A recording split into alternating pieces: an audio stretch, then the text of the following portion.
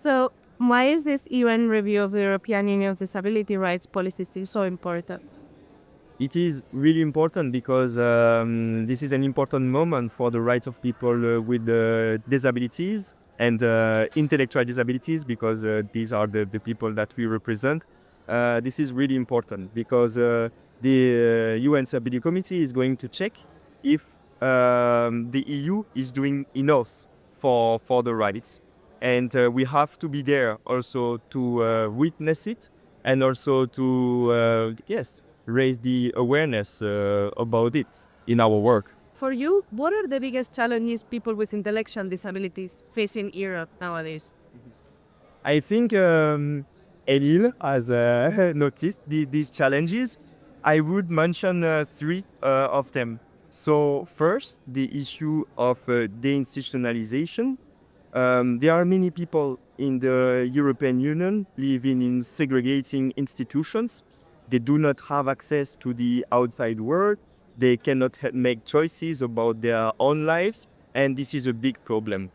The biggest problem is that the EU is still using money to fund these segregating places, and this is not normal. This money should be used to develop community-based services, self-directed support to empower people with disabilities and not segregating them. It's a very related question then. What must change to ensure that the right to independent living becomes a reality? I think that the EU can do better. So for the use of EU funds, and especially the regulation should be better.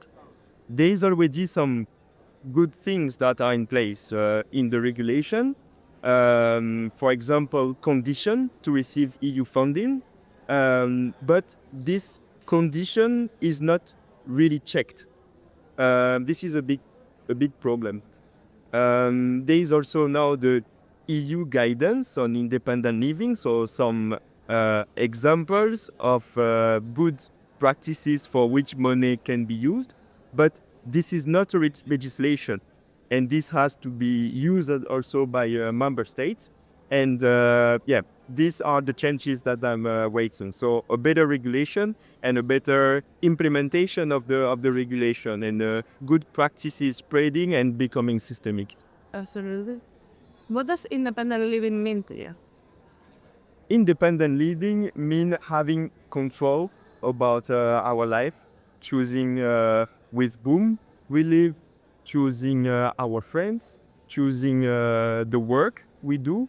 And for me, it's really important that this is not like empty words, but this become reality, that the community around understand what is it about, so we can all live together and make it possible together. Is there anything you would like to add to say to our followers, our friends, our members? I just want to add that Enid is doing a great job. You are an example for advocates and self-advocates. And yes, we will continue to work together and to achieve rights and full inclusion of people with disabilities in Europe. So thank you. Thank you very much. This content was produced by the European Network on Independent Living.